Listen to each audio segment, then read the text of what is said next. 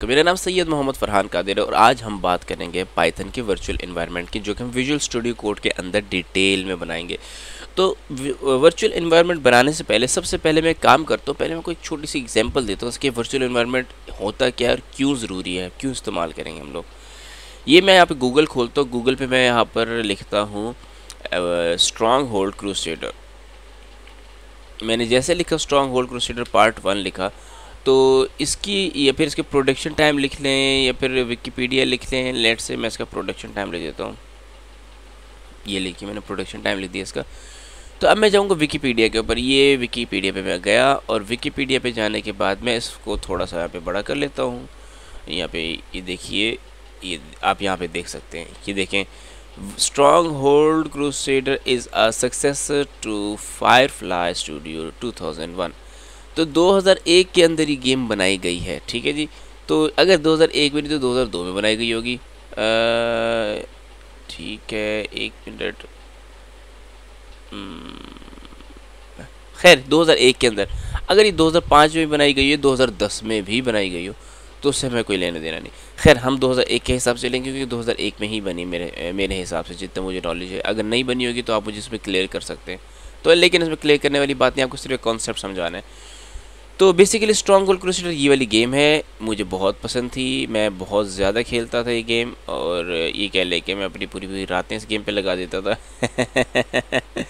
तो इसमें बेसिकली होता क्या है, इसमें होता तो कुछ नहीं है, आपको अपना एक एम्पायर बनाना पड़ता है। अगर आपको छोटा सा इसका वो देखें, इसका अगर डेमो देखें, तो अगर आप यूट्यूब पर जाएं और आप यूट्यूब पे लिखें इस तरीके से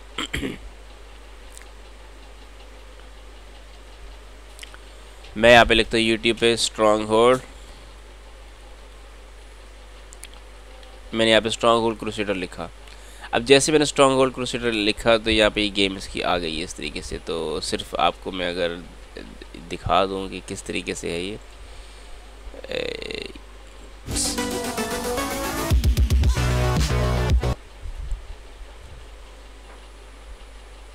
सिर्फ आपको उसका व्यू दिखाने के लिए। तो ये इसका बेसिकली व्यू है, इस तरीके से इसका व्यू होता है। लेकिन ये तो थोड़े आगे के वर्जन है, मैं इसके पुराने वर्जन्स की बात करूँ, ये वाला, तो ये वाला पुराना वर्जन है इसका। तो अगर मैं इसको थोड़ा सा आगे करूँ तो आपको पता लग जाएगा मैं किस हवाले से बात कर रहा हूँ।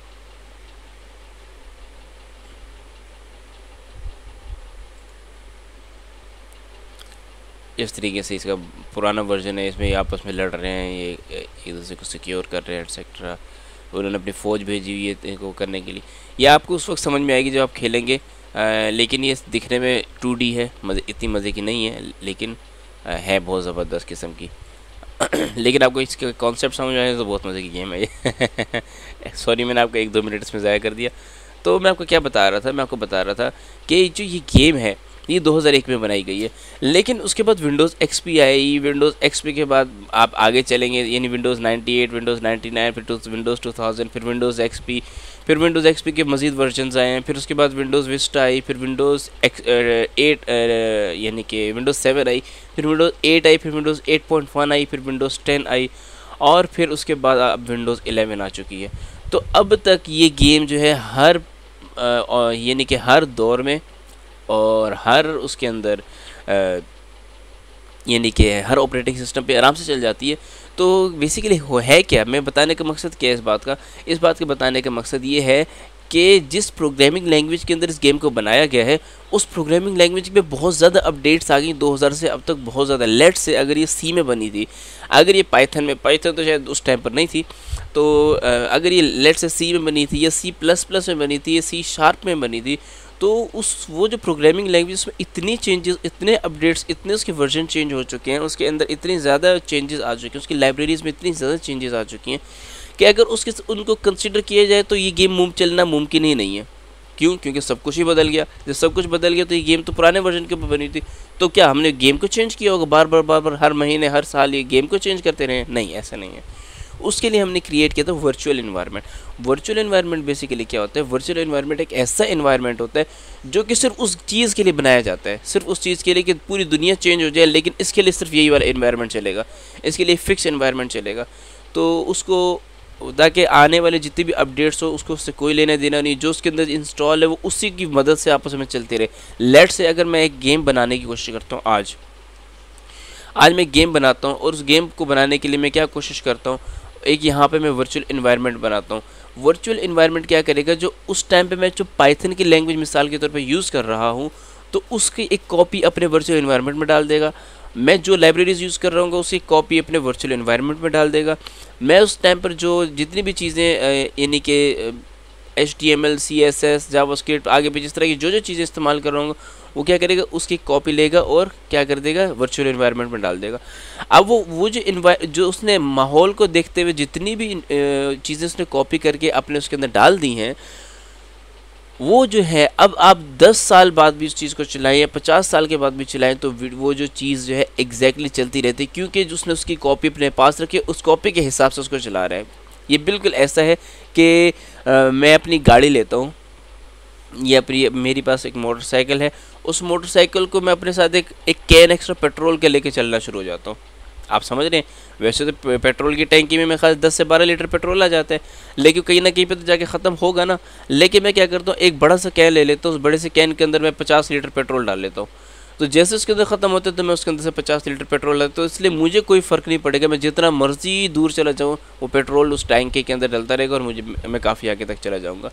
तो ये बेसिकली वर्चुअल एनवायरनमेंट इसी तरीके से काम कर रहा होता है कि आने वाले दौर में जितनी मर्जी अपडेट्स आ जाए, जितनी मर्जी चेंजेस आ जाए, उसने क्या किया था, जिस टाइम पे जो चीज़ बनाई गई थी उस सिस्टम की, उस एनवायरनमेंट की कॉपी अपने पास बनाई, उस कॉपी के हिसाब से वो चल रहा है।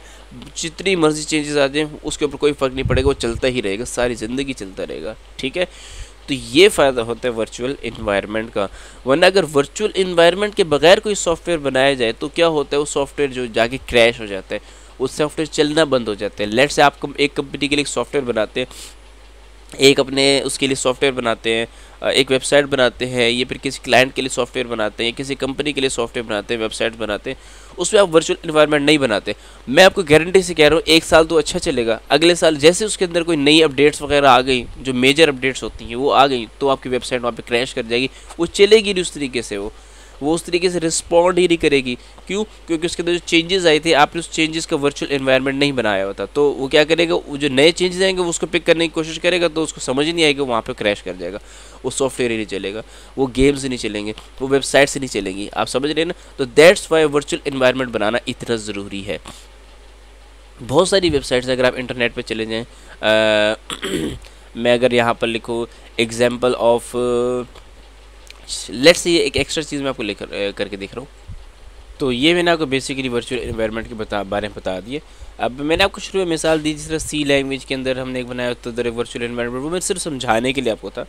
इसका मतलब ये नहीं कि सी में वाकई में वर्चुअल एनवायरनमेंट होते होंगे, तो उसके ऊपर जब हम जाएंगे सी की लैंग्वेज के आगे, मेरा इरादा है कि C++, C#, इसके ऊपर मैं आगे अपने उसके ऊपर काफ़ी आगे जाने का इरादा है मेरा।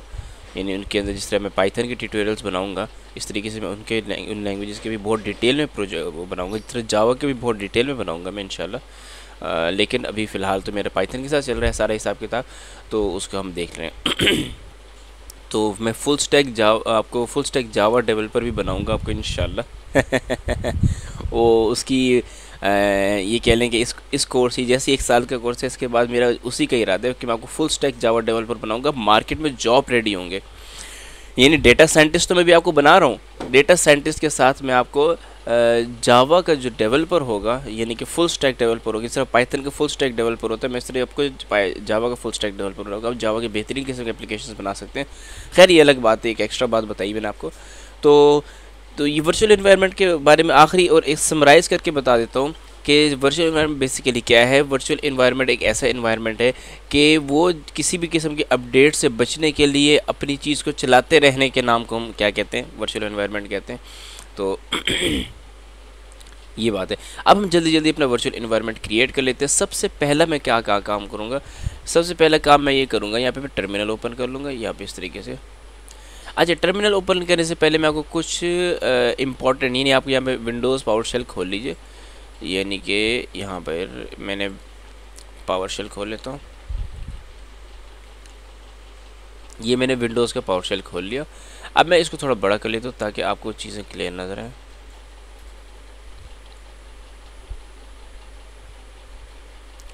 अब मेरे ख्याल से आपको क्लियर नज़र आ रहा होगा। तो इस पावर शेल में मैं कुछ चीज़ें लिखता हूँ। मैं सबसे पहला काम क्या करता हूँ, क्योंकि देखिए आप जब वर्चुअल इन्वायरमेंट वगैरह बनाएंगे तो उसकी कुछ वो होती हैं, उस इन्वायरमेंट में जाने के लिए कुछ अथोराइजेशंस होती हैं। आपको ये कह लें कि एज ए एडमिनिस्ट्रेटर वहाँ से कुछ परमिशंस चाहिए होती हैं। तो आपको जब पाइथन के वर्चुअल एनवायरनमेंट आप बनाएंगे तो आपको परमिशंस वगैरह वहाँ से मिल नहीं पाएंगे, तो आप परेशान रहेंगे। तो सब उसके लिए मैं सबसे पहला काम यहाँ पे ये करूँगा कि आप यहाँ पे लिख दीजिए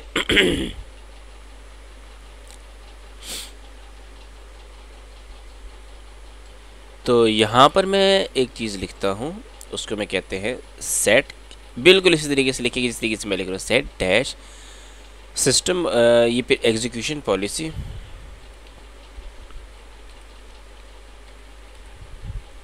सेट एग्जीक्यूशन पॉलिसी। अब जैसे लिखेंगे एंटर कर दीजिए, तो अब आपके सामने एग्जीक्यूशन पॉलिसी आ गई। आप इधर लिख दीजिए अनरिस्ट्रिक्टेड, अनरिस्ट्रिक्टेड, ठीक है जी। आपने अनरिस्ट्रिक्टेड जैसे लिखा, ये नहीं, अब आपसे वो चीज़ें नहीं पूछेगा। अब कह रहे क्या आप वाकई में एग्जीक्यूशन पॉलिसी चेंज करना चाहते हैं? मैं यहाँ पे लिख देता हूँ वाई, यस, इसका मतलब है यस। जैसे मैं एंटर करूँगा तो यहाँ पे एग्जीक्यूशन पॉलिसी जो है चेंज हो चुकी है, ठीक है। तो अब जो है PowerShell is denied to change the execution policy for the default local machine scope start PowerShell with अब इसने मुझे एरर दे दिया, कह रहे आपने जो किया हम इसको नहीं कर सकते। तो अब इसके लिए फिर मुझे एक और काम करना पड़ेगा। अब वो काम क्या करना पड़ेगा मैं भी आपको बताता हूँ।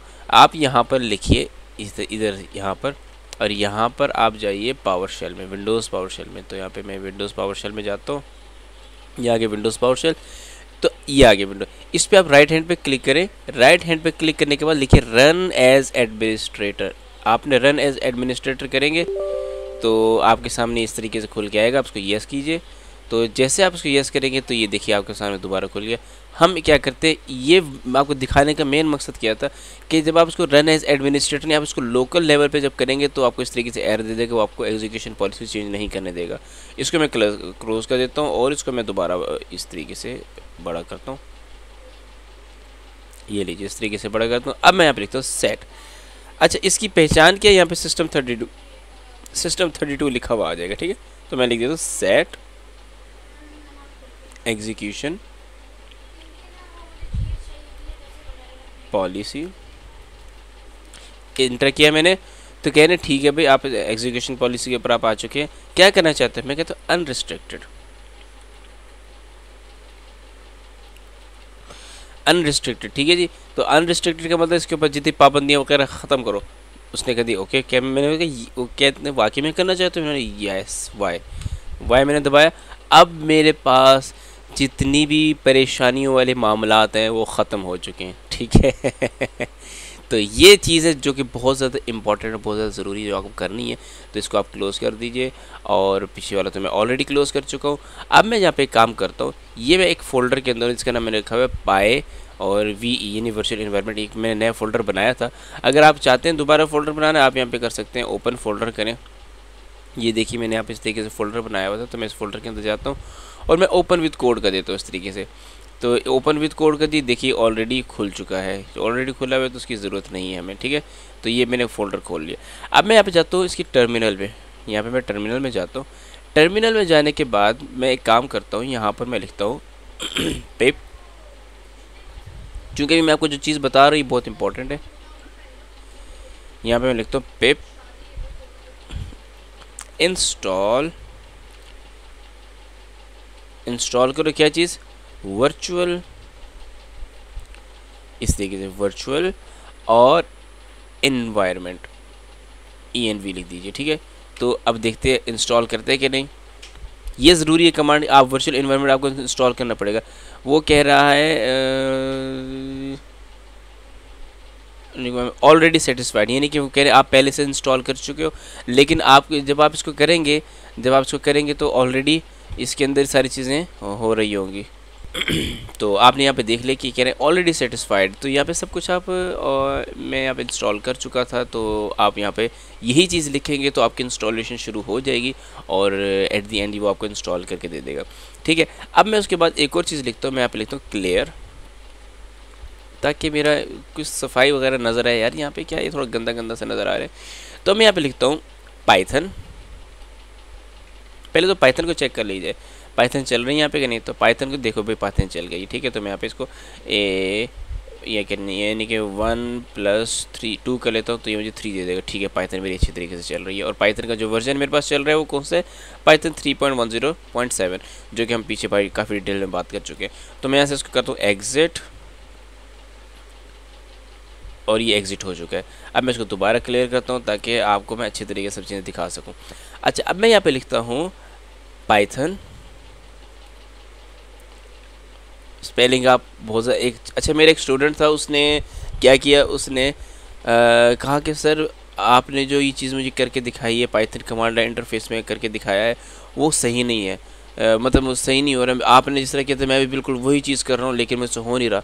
तो मैंने काफ़ी देर ये किया, तो ये जब नहीं हुआ तो मैंने क्या किया, मैंने विजुअल स्टूडियो कोड अनइंस्टॉल किया, मैंने पाइथन अनइंस्टॉल किया, फिर दोबारा इंस्टॉल किया, दोबारा वही एरर आ रहा था तो उसने, मैंने कहा ज़रा मुझे स्क्रीनशॉट भेजो, उसने स्क्रीनशॉट देखा तो उसने पाइथन की स्पेलिंग गलत लिखी थी, यानी पाइथन की स्पेलिंग में आखिर में क्या आता है, THON आता है, तो उसने THAN लिखा हुआ था।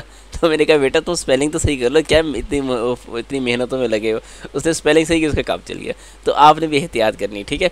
आपने लिखा पाइथन -m का मतलब मॉड्यूल को कॉल कर रहे हैं। इसके पाइथन के तो बहुत सारे मॉड्यूल्स होते हैं, मॉड्यूल को आगे जाके मैं आपको डिटेल में समझाऊंगा, लेकिन फ़िलहाल आप इतना समझिए कि ये जो -m जो है इसको मॉड्यूल कॉल करने का तरीका होता है। कौन सा मॉड्यूल कॉल कर रहे हैं हम लोग, VENV, यानी वर्चुअल इन्वायरमेंट का मॉड्यूल हम कर रहे हैं कॉल, और इसका नाम मैं रख देता हूँ एडवांस्ड, ठीक है, एडवांस्ड, लेट्स से मैंने एडवांस्ड इसका नाम रख दिया, ठीक है।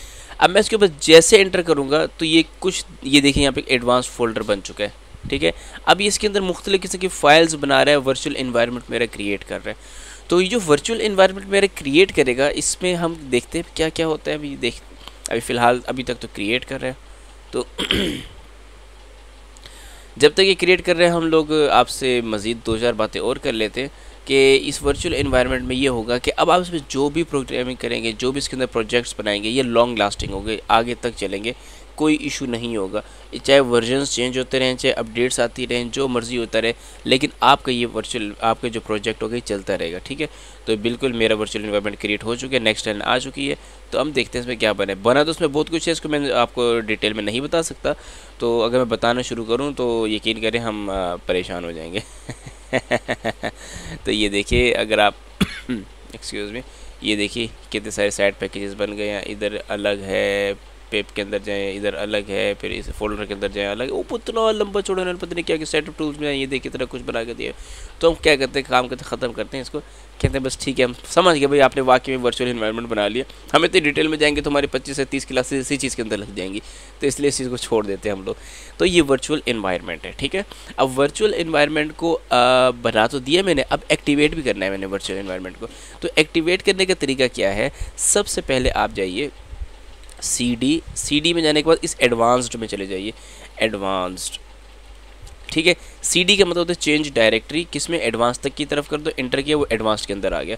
एडवांस्ड के अंदर जाने के बाद मैं क्या करूँगा, मैं इसके अंदर एक और डायरेक्टरी में जाऊँगा जिसका नाम होगा स्क्रिप्ट्स, ठीक है। तो मैं कर दूँगा चेंज डायरेक्टरी, यानी कि CD चेंज डायरेक्टरी, यहाँ पर लिखूँगा स्क्रिप्ट्स, ठीक है। जैसे मैंने कहा स्क्रिप्ट्स के अंदर चले गया। अब मैं यहाँ पर एक और चीज़ लिखूँगा, यहाँ पे लिखूँगा मैं एक्टिवेट डॉट बैट। जैसे मैं उसके ऊपर क्लिक करूँगा तो इसने मुझे मेरा इन्वायरमेंट क्रिएट नहीं करके दिया, चला के नहीं दे रहा, आई डोंट नो क्या वजह है, 1 मिनट। तो यहाँ पे मैं एक छोटी सी गलती कर रहा था, वो ये कर रहा था कि मैं पहले जा रहा था CD में डायरेक्टरीज चेंज कर रहा था, यानी जो एक्टिवेट है, यानी कि यहाँ पर इधर मैं डायरेक्टरी चेंज करने के बाद क्या कर रहा था, मैं यहाँ पर एक चीज़ लिख रहा था, यानी कि एडवांस्ड, यानी एडवांस्ड है, इसके अंदर मैं जा रहा था, यानी इस तरीके से एडवांस्ड इंटर किया तो एडवांस में चला गया था। फिर मैंने कहा एक और डायरेक्टरी चेंज करो, मैंने कहा स्क्रिप्ट्स के अंदर चले जाओ, तो वो स्क्रिप्ट्स के अंदर जा रहा था। फिर मैंने उसके बाद स्क्रिप्ट्स के अंदर कहा कि अब एक्टिवेट कर दो, एक्टिवेट कर दो जी, क्या चीज़, डॉट बैट, इसको मैंने कहा एक्टिवेट कर दो, तो वो एक्टिवेट नहीं कर रहा था। वो कह रहा था समझ नहीं आ रही, तो कि ये क्या है, वो कह रहे थे एक्टिवेट क्या चीज़ है, मुझे कुछ समझ में नहीं आ रही। देख रहे हैं आप, तो इस तरीके से। तो हमने फिर क्या किया, अब आपको समझाने के लिए फिर मैं अब इसको वापस आता हूँ, क्लियर करता हूँ जो मेरे से गलती हुई थी, मैं ताकि आपसे वो गलती ना हो। तो वो गलती क्या थी, सबसे पहले तो मैं क्या करूँगा, सी डी पीछे वापस जाऊँगा और फिर मैं कहूँगा सी डी और फिर मैं दोबारा पीछे जाऊँगा इस तरीके से। अब मैं अपने इसमें मेन फोल्डर में आ चुका हूँ। अब मैं यहाँ पे क्या लिखूँगा, मैं यहाँ पे लिखूँगा बड़ी सादी सी चीज़ लिखूँगा, मैं अपने वर्चुअल इन्वायरमेंट का नाम लिखूँगा एडवांस्ड। ठीक है, एडवांस्ड लिखा मैंने, देखिए स्पेलिंग सही है, एडवांस्ड एन नहीं लिखा मैंने, एडवांस्ड। फिर उसके बाद मैं लिखूँगा ये बैकस्लैश लिखूँगा, बैकस्लैश में लिखने के बाद मैं जो नेक्स्ट होगा उसके अंदर जाऊँगा मैं स्क्रिप्ट्स थोड़े जो फोल्डर है उसके कैपिटल एस लिखिएगा, स्क्रिप्ट्स इस तरीके से किया। फिर दोबारा इसमें जाऊँगा और आगे लिख दूँगा स्क्रिप्ट्स के आगे मैं एक्टिवेट। तो जैसे मैं इस तरह लिखा वो देखिए ये मेरा एडवांस एक्टिवेट हो चुका है, देख रहे हैं आप यहाँ पर, ये शुरू में देखिए। तो मेरी एडवांस डायरेक्टरी जो एक्टिवेट हो चुकी है। अब मैं जितना भी काम करूँगा तो इसके अंदर रह के करूँगा ताकि मेरे जो भी प्रोजेक्ट्स वगैरह मैं जब बनाऊँ तो मेरा इस तरीके से काम चलता चला जाए। तो और इसको डीएक्टिवेट करने का क्या तरीका, सीधा सा डीएक्टिवेट लिख दे, डीएक्टिवेट इस तरीके से लिखा और एंटर किया, वो डीएक्टिवेट हो गया। तो ये बेसिकली तरीकाकार था सारा वर्चुअल इन्वायरमेंट के अंदर। वर्चुअल इन्वायरमेंट को पहले आपको मैंने समझाया, उसकी डिटेल समझाई, फिर मैंने आपको वर्चुअल इन्वायरमेंट बनाने का तरीका बताया, फिर मैंने सिस्टम से किस तरीके से परमिशन लेते मैंने आपको वो बताया। और परमिशन लेने के बाद जो है फिर मैंने फिर वर्चुअल इन्वायरमेंट क्रिएट किया। वर्चुअल इन्वायरमेंट क्रिएट करने के बाद फिर मैंने वर्चुअल इन्वायरमेंट को एक्टिवेट किया और वो एक्टिवेट हो गया, ये देखिए आपके सामने है। और एक्टिवेट करने के बाद मैंने आपको डीएक्टिवेट करना सिखाया। तो ये सारी आज की वीडियो थी जिसमें हमने ये सारी चीज़ें सीखी हैं। तो आप इस चीज़ के ऊपर प्रैक्टिस है, ये प्रैक्टिस करेंगे तो आपको चीज़ें समझ में आएंगी, प्रैक्टिस नहीं करेंगे तो आपको चीज़ें समझ में नहीं आएंगी। तो आज की वीडियो में इतना ही। अब नेक्स्ट वीडियो जो है हमारी इंशाल्लाह ये जो हमारी ये जो गिट है, सोर्स कंट्रोल है, इनिशियलाइज रिपोजिटरी या पब्लिश टू गिटहब, ये सारी चीज़ें भी हम देखेंगे, ठीक है, और डिटेल में देखेंगे। और इसके लिए मेरे ख्याल से 2 वीडियोस बन सकती हैं मेरे ख्याल से। पहले तो एक इसके ऊपर बनेगी, दूसरी पब्लिश करने गिटहब के ऊपर, वो इसके ऊपर, वो उसके बाद मैं आपको बिल्कुल बेसिक्स बताऊँगा। आप में उससे परेशान नहीं होना, क्योंकि जब मैं आपको पाइथन की बेसिक्स समझाऊंगा डिटेल के अंदर तो उसके अंदर भी मैं आपको गिट और गिटहब भी डिटेल में समझाऊंगा। उसका भी तकरीबन एक शॉर्ट या क्रैश कोर्स मैं आपको इंशाल्लाह इसका सिखा दूंगा। तो आज के लिए इतना ही। जज़ाकल्लाह। अस्सलाम वालेकुम वरहमतुल्लाह।